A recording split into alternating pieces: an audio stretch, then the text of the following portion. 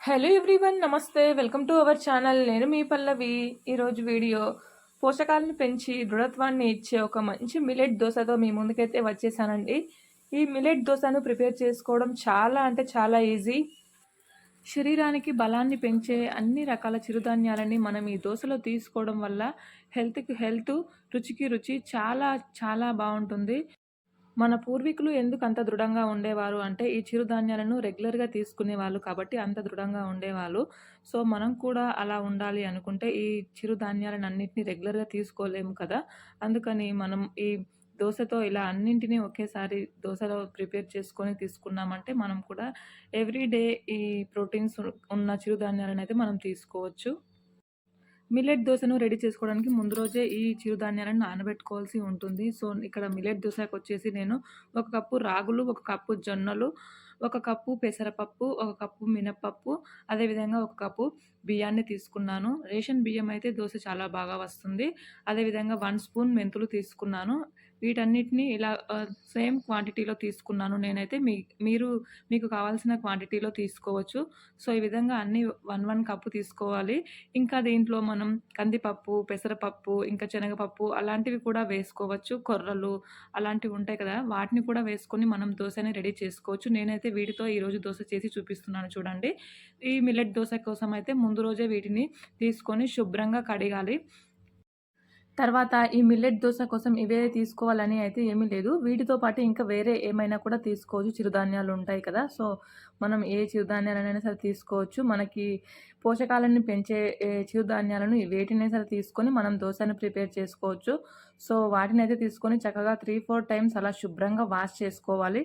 Dust అలా ఏమైనా ఉంటే మొత్తం పోతుంది. ఈ జొన్నలు, రాగులులో కొద్దిగా డస్ట్ ఎక్కువగా ఉంటుంది కాబట్టి అలా శుభ్రంగా బాగా కడగాలి. సో, 3, 4 టైమ్స్ కడిగిన తర్వాత చక్కగా మంచి వాటర్‌ని వేసుకొని ఒక మార్నింగ్ మనం కడిగి పెట్టుకున్నామంటే ఈవినింగ్ వరకి నానిపోతాయండి. సో, మార్నింగ్ ప్రిపేర్ చేసుకోవాలి ఇదంతా. నెక్స్ట్ డే మిల్లెట్ దోస వేసుకోవాలంటే ఈరోజు మార్నింగ్ ఇలా ఈ ప్రాసెస్‌ని చేసుకోవాలి. మంచినీటిని వేసి మూత పెట్టేసి నానబెట్టాలి. ఒక 8 అవర్స్ అలా అయితే నానిపోతాయండి. ఈవినింగ్ చూడండి. ఈవినింగ్ టైమ్ వచ్చేసి 7కి నేను చూపిస్తున్నాను. మార్నింగ్ నేను 9కి నానబెట్టాను. ఇలా మనం రెగ్యులర్‌గా దోస ఎలా వేసుకుంటామో అలాగే నానబెట్టుకోవాలి. చక్కగా మొత్తం నానిపోయాయి. తర్వాత దీన్ని కొద్ది కొద్దిగా తీసుకొని మిక్సీ గిన్నెలో వేసుకొని మిక్సీకి పట్టుకోవాలి. లేదంటే మీకు దగ్గరలో మిల్లు ఉంటే మీరు గ్రైండర్‌కి కూడా వేయించుకోవచ్చు. సో, నేనైతే ఇలా మిక్సీకి వేస్తున్నాను చూడండి. కొద్దిగా వాటర్‌ని వేసుకొని మిక్సీకి పట్టుకోవాలి కొద్ది కొద్దిగా. ఓకే ఫ్రెండ్స్, చూస్తారు కదా! ఇలా మెత్తగా మిక్సీకి పట్టుకోవాలి. దోస పిండి లాగానే సేమ్.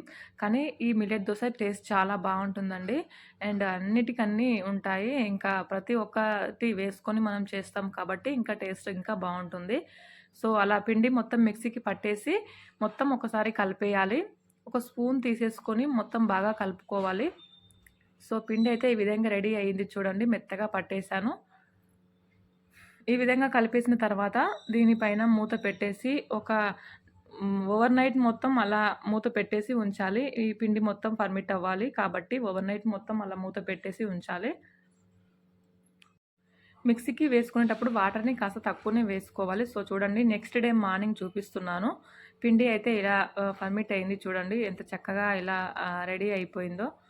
పిండి ఈ విధంగా అయిన తర్వాత నెక్స్ట్ డే మార్నింగ్ మనం మిల్లెట్ దోసనైతే వేసుకోవచ్చు.